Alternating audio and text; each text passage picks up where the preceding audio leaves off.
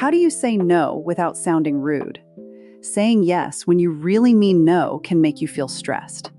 Today, I'll show you how to say no politely, clearly, and confidently. This is important because many English learners know the word no, but they do not always know how to say no politely, confidently, and naturally. In real conversations, saying no is not just about the words. It is about tone. It is about respect. And it is about giving a clear answer without sounding cold or weak.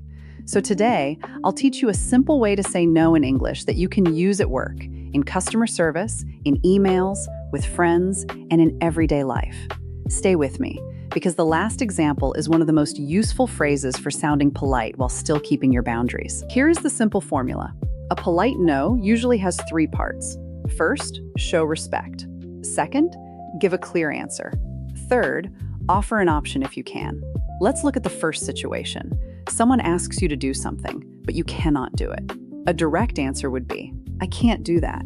That is not always wrong, but it can sound a little cold. A better way to say it is, I'm not able to do that right now, but here's what I can do. This sounds polite because you are not just refusing. You are also offering help in a different way. For example, I'm not able to finish that today, but I can send it to you tomorrow morning. That sounds clear, respectful, and helpful. Now let's look at the second situation. Someone asks for your time, but you are too busy. You could say, no, I'm busy, but that may sound too short or unfriendly. A better phrase is, I don't have the availability today, but I can help tomorrow. This is very useful in professional English. It means you are not free today, but you are still being helpful. You can also say, I'm not available right now, but I can check back with you later.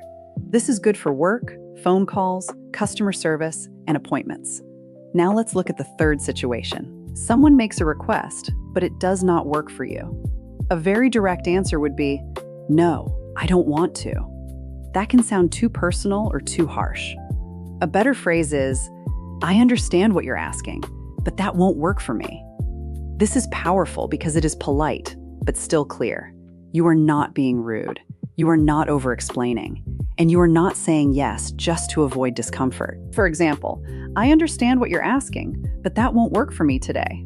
Or, I understand the situation, but I'm not able to take that on right now. This phrase is useful because polite English does not mean weak English. You can be kind and still have boundaries. Now here is one more important lesson. Try not to over-apologize. Many learners say, sorry, I'm so sorry, but I can't. In English, too much apologizing can sometimes make you sound nervous or unsure.